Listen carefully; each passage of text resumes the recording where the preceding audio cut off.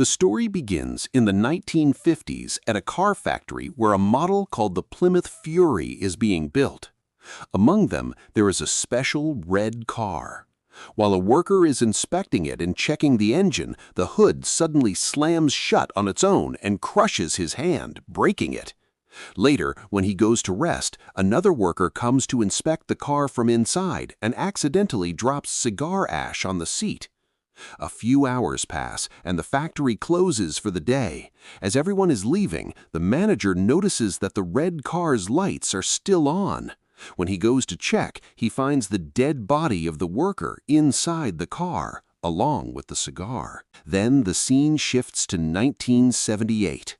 A student named Dennis arrives at the house of his friend Arie, who is a clumsy and awkward boy.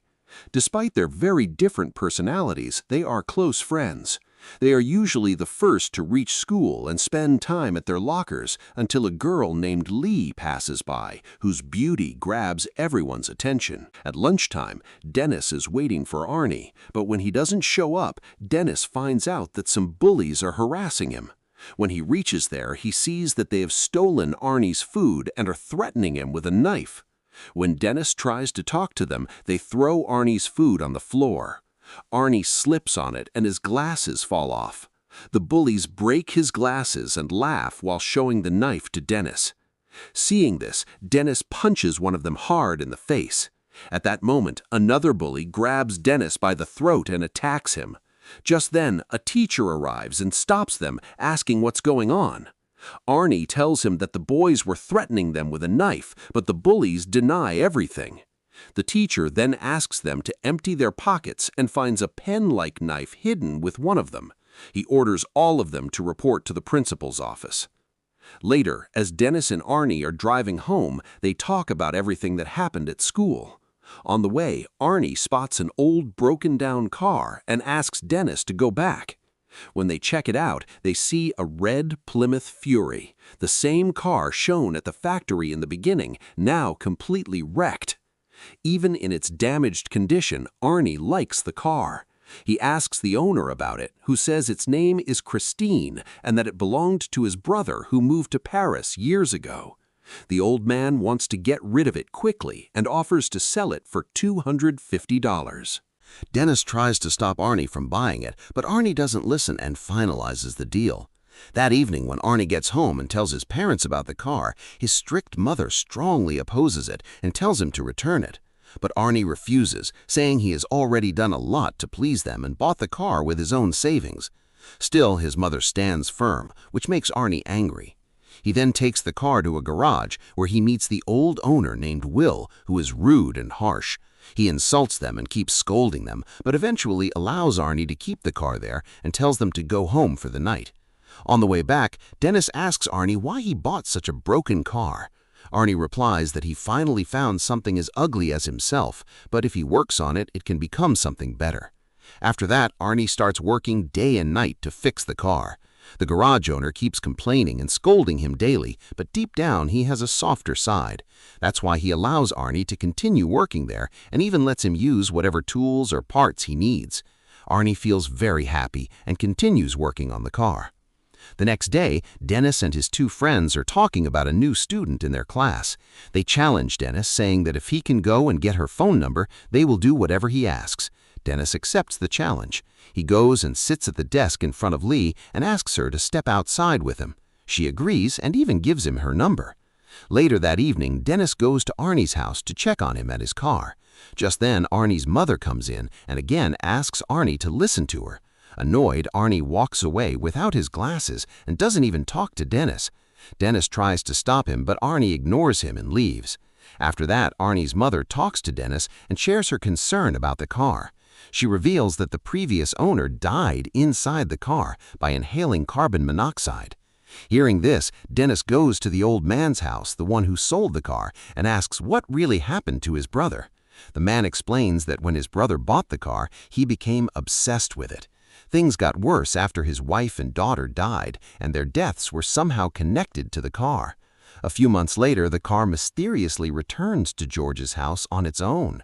This makes Dennis even more worried. That evening, Dennis goes to the garage to see the car, but when he tries to open the door and sit inside, the radio suddenly turns on by itself. Frightened, Dennis runs away before anyone can see him. The next morning, some boys are playing a football match, including Dennis.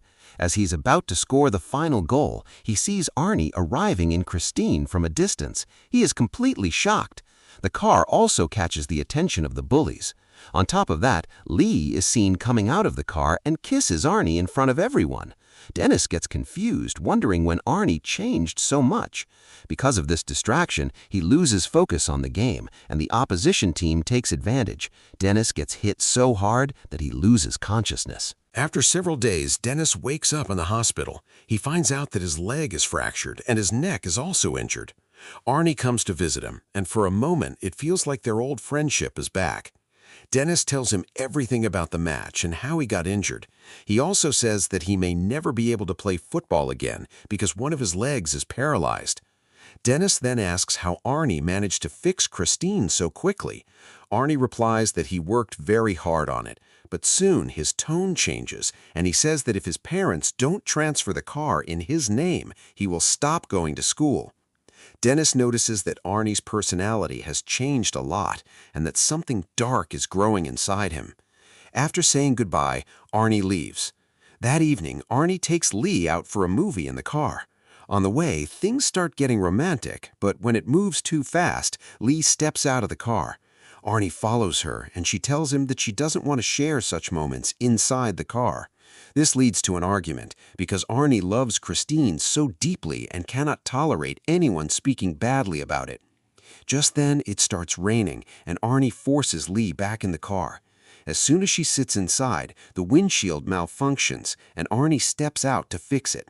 Meanwhile, Lee eats something, and suddenly the radio turns on by itself, and a bright light flashes from the dashboard. She begins to feel sick and starts choking. Seeing this, Arie rushes back to help her, but suddenly the windows shut and the car locks itself from the inside. Arie panics and tries desperately to open the door, but nothing works. Lee stops breathing. At that moment, a passing driver stops and breaks the window. Arie rushes toward him angrily and starts fighting, but the driver explains that he was only trying to help remove the food stuck in her throat, and he succeeds in saving her. After this incident, Arie drops Lee back home. She quickly gets out of the car and starts going inside without even saying goodbye. Arie follows her, apologizing from behind. Lee tells him that it was the car that caused all this, and she feels that Christine is somehow jealous of her, because whenever she and Arie are together, something bad always happens. Arie tells her to rest for now and says they'll meet tomorrow. After that, he returns to his car, tries to start it, and even talks to Christine. He tells the car that whatever happened with Lee won't change anything, and that Christine will always be with him.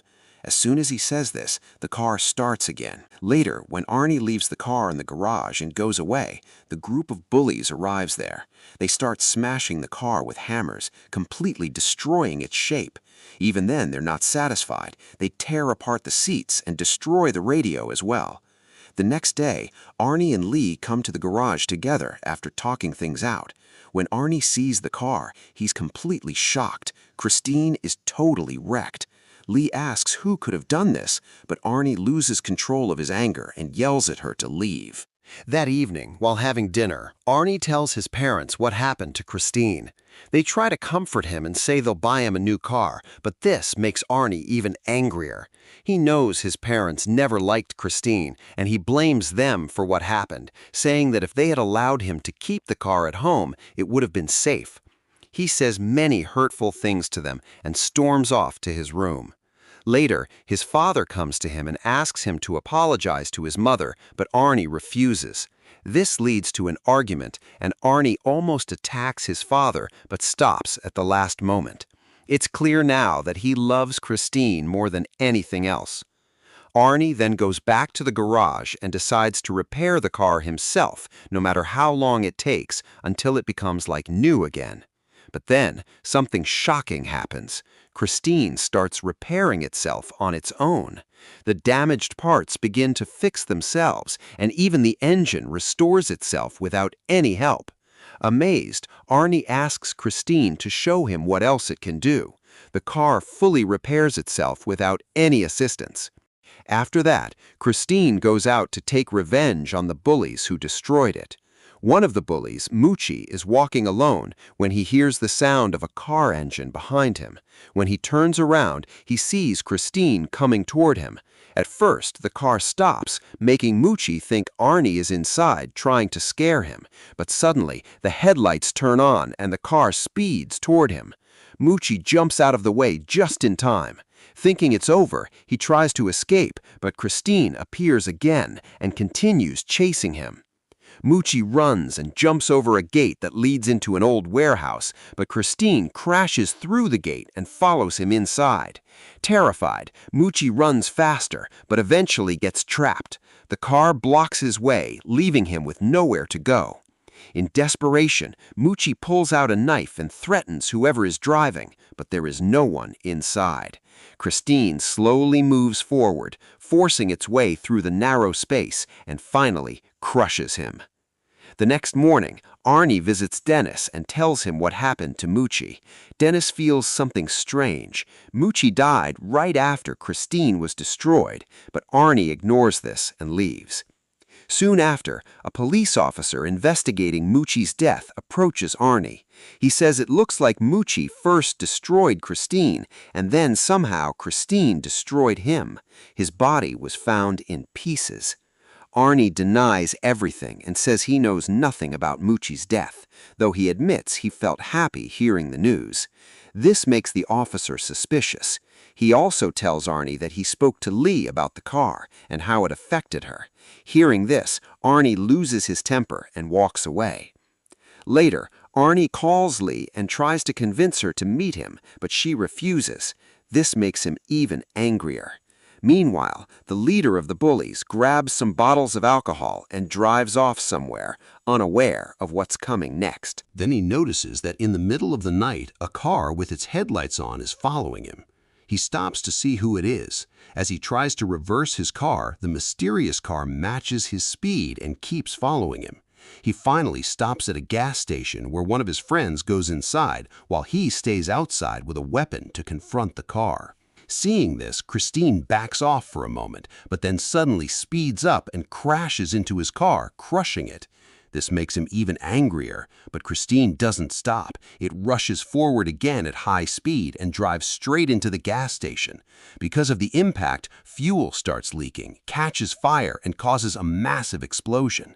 The leader somehow survives the blast, but Christine slowly moves toward him in the dark, empty area. Then, seizing the moment, it runs him over and sets his body on fire. After finishing its revenge, Christine returns near the garage. Someone opens the gate after seeing the car, but the garage owner feels something strange. Arie was supposed to be somewhere else, so who is driving the car? Suspicious, the owner takes a gun and approaches the car.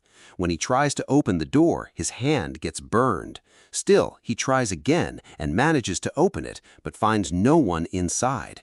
Confused, he decides to check further and sits inside the car. Suddenly, the doors lock on their own, the radio starts playing, and he begins to suffocate. Soon, he dies inside the car. The next morning, Arie returns to the garage and sees several police officers there. He again meets the same officer investigating Mucci's case. The officer tells him that his car has been involved in multiple killings, and now his boss is dead too. However, the officer cannot understand how the garage owner died inside the car despite having a gun for protection. Arie says he doesn't know anything about what's happening. Even he starts to feel confused for a moment because the car has somehow repaired itself again. Meanwhile, Dennis returns home and gets a call from Lee, who asks to meet him. When they meet, Lee tells him that she believes the car is controlling Arie and making him act strange and violent. At first, Dennis finds it hard to believe that his friend could ever become violent, but then he realizes that if the car is controlling him, it must be destroyed. After their conversation, Lee leaves. A few seconds later, Dennis sees Arie arriving with Christine. Arie invites Dennis for a drive and he agrees, but during the drive, Arie behaves very strangely. He starts drinking alcohol, drives at dangerously high speed, and even removes his hands from the steering wheel, letting the car drive on its own. This deeply worries Dennis. When he repeats Lee's words about the car controlling him, Arie angrily warns him not to come between him and Christine or face serious consequences.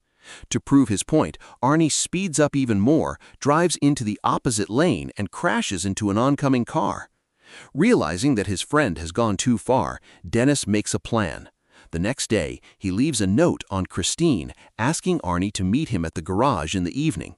Dennis and Lee arrive there earlier and wait for him. While waiting, they sit inside a bulldozer, JCB, nearby and prepare their plan. According to the plan, Lee will wait outside to distract, while Dennis will use the machine to destroy Christine. As planned, Lee stands outside waiting, but she doesn't see anyone around. Unknown to her, Christine is already hiding behind a pile of debris. Suddenly, it turns on its headlights and charges toward her. Lee barely escapes by grabbing onto a hanging tire. Christine prepares to attack again, but something blocks its path, forcing it to back off. Meanwhile, Dennis drives the bulldozer from the other side, and soon the two machines face each other. At that moment, Dennis realizes that Christine is not acting alone, it is somehow connected to Arie. Suddenly, Christine restarts, turns on its headlights, and begins repairing itself again, making the situation even worse. At the same time, the bulldozer stops working, and despite Dennis's efforts, it won't start. Meanwhile, Christine tries to attack Lee again but fails and crashes. Arie is thrown out through the window. Lee runs toward him, but suddenly he jumps up, scaring her. He's badly injured by broken glass, yet he still tries to reach Christine, but his injuries stop him. As Christine turns back for another attack, Lee moves away. The car crashes into a pole, and Dennis finally manages to restart the bulldozer. He takes this chance and slams it into Christine. Even then, the car resists, but Dennis drives the bulldozer over it, crushing it completely and weakening its power. Christine finally becomes inactive. Dennis and Lee hug each other, thinking they have won, but suddenly, Christine starts moving again and begins repairing itself once more. Seeing this, Dennis crushes it again, this time completely, ending the battle once and for all. The next day, Dennis and Lee meet the officer at a junkyard. There they see that Christine has been reduced to scrap metal and is completely destroyed. Suddenly, they hear a song similar to the one that used to play on Christine's radio, but it turns out to be just a junkyard worker playing music. Relieved, the three of them leave. However, they don't notice that a small piece of Christine starts moving slightly, proving that it is still alive. And with this suspenseful twist, the story comes to an end.